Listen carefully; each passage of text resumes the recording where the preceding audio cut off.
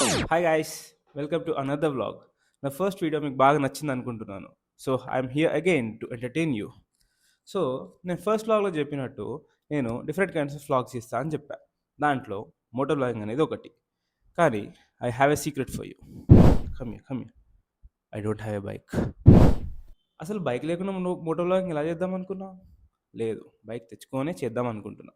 So let's get a bike. So the main question is, నాకు ఎలాంటి bike set అవుతుంది? అసలు నా బేసిక్ నీడ్స్ ఏంటి? ఫస్ట్ నీడ్, నేను సిటీలో నడుపుతాను కాబట్టి సిటీలో కంఫర్టబుల్గా ఉండే బైక్ ఒకటి అయితే కావాలి. And the main thing is, నాకు లాంగ్ రైడ్స్ వెళ్ళడం అనేది చాలా ఇష్టం. ట్రావెల్ చేయడం అనేది ఇష్టం బైక్ మీద. సో ట్రావెల్కి సిటీ రైడ్స్కి రెండింటికి మిక్స్ అయ్యేటట్టు నాకు అలా సెట్ అయ్యే బైక్ కావాలి. ఇప్పుడు నేను ఏ బైక్ కొనాలి? అసలు మనకి ప్రపంచంలో ఇన్ని ఏఐ టూల్స్ పెట్టుకొని వాటిని అడగకుండా మనం ఇంత కన్ఫ్యూజ్ అవ్వడం ఎందుకు? Let's ask Gemini. Hey Gemini. నా రిక్వైర్మెంట్ని జెమినీతో అంత బాగా ఎక్స్ప్లెయిన్ చేసి చెప్తే అది నీకు అడ్వెంచర్ బైక్స్ బాగా సూట్ అవుతాయిరా అని చెప్తుంది. సో నేను కూడా అలానే దాని మాట వింటూ అడ్వెంచర్ బైకే తీసుకుందామని ఫిక్స్ అయ్యా. కానీ ఎంత చూసినా ఇలా కంప్యూటర్ నుంచి బైక్స్ గురించి రీసెర్చ్ చేస్తే సరిపోదు. సో అందుకే let's explore different showrooms. So first bike వచ్చేసి కేటీఎం 390 అడ్వెంచర్. దీనికి inbuilt tubeless tyres with 200 mm adjustable suspension ఇచ్చేస్తారు. 399cc single cylinder with liquid cooling engine ఉంటుంది. రేడియేటర్ వస్తుంది టు ప్రివెంట్ ఓవర్ హీటింగ్. దీనికి 17-inch spoke wheel with dual channel ABS disc brakes వచ్చేసాయి. Tail lights కింద number plate వస్తుంది. దీని seat height around 830 mm ఉంటుంది. దీనికి క్రూజ్ కంట్రోల్ బటన్స్ ఇచ్చేస్తారు. So main benefits of KTM 390 వచ్చేసి దానికి ఉన్న ఎలక్ట్రానిక్ ఫీచర్స్ చాలా ఆప్షన్స్ ఉంటాయి. సో విత్ ఇన్ 5 lakhsలో మంచి బైక్ అంటే కేటీఎం 390 కూడా అని చెప్తాను. ఎక్స్ట్రా యాక్సరీస్ కూడా వచ్చేస్తాయి దీంట్లో. సో యావరేజ్ హైట్ ఉన్న వాళ్ళకి టిప్ టో వరకు ఉంటుంది. బైక్ వెయిట్ అరౌండ్ 184 kgs ఉంటుంది.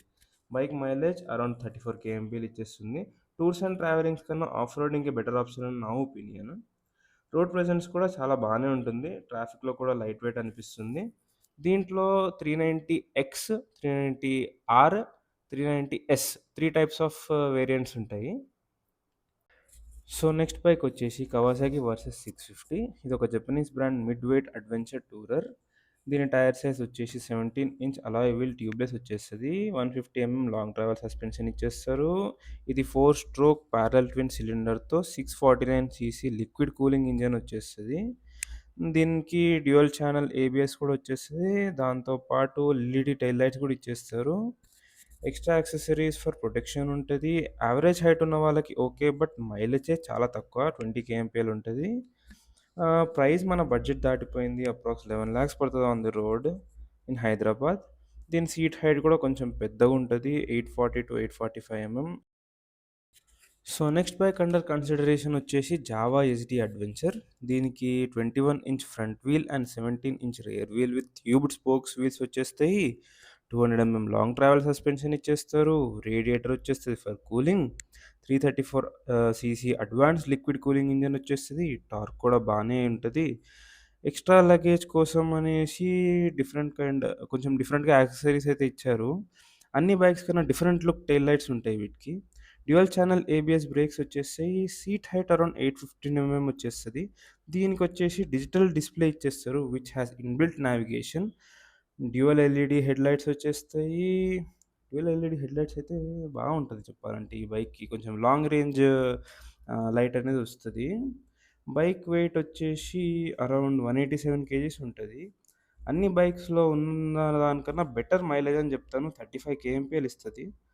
యావరేజ్ హైట్ ఉన్న వాళ్ళకైతే ఈజీగా comfortable for long touring and city rides. దీన్ని ఆన్ రోడ్ ప్రైస్ వచ్చేసి అరౌండ్ 2,89,000 పడుతుంది ఇన్ హైదరాబాద్. అరౌండ్ అన్ని బైక్స్లో దీన్ని అయితే కన్సిడరబుల్గా పెట్టుకుందామని చూస్తున్నాను.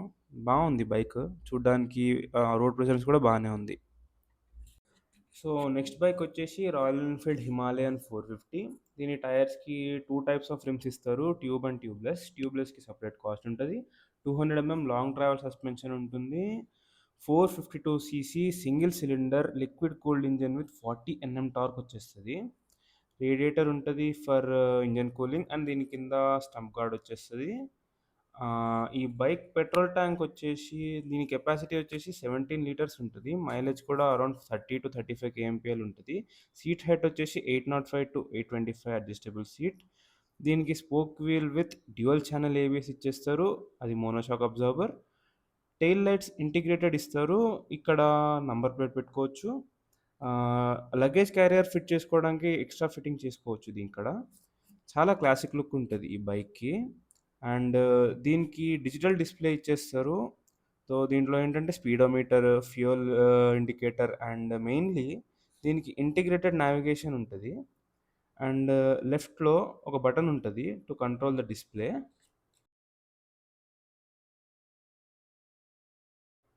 ఎల్ఈడీ హెడ్‌లైట్ ఉంటుంది.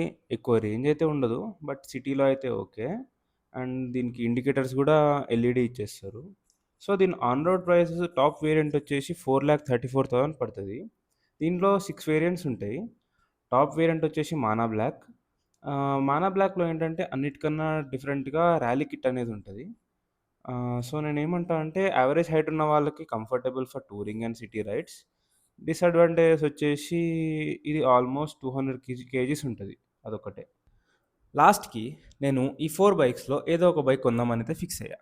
నేనైతే బైక్ ఫిక్స్ అయ్యానో అది నేను మీకు నెక్స్ట్ వీడియోలో రివీల్ చేస్తాను. మీకు నేను ఏ బైక్ కొంటాననిపిస్తుందో అది కమెంట్ చేయండి. అంతవరకు like, share and subscribe Pratik on the move. Bye bye.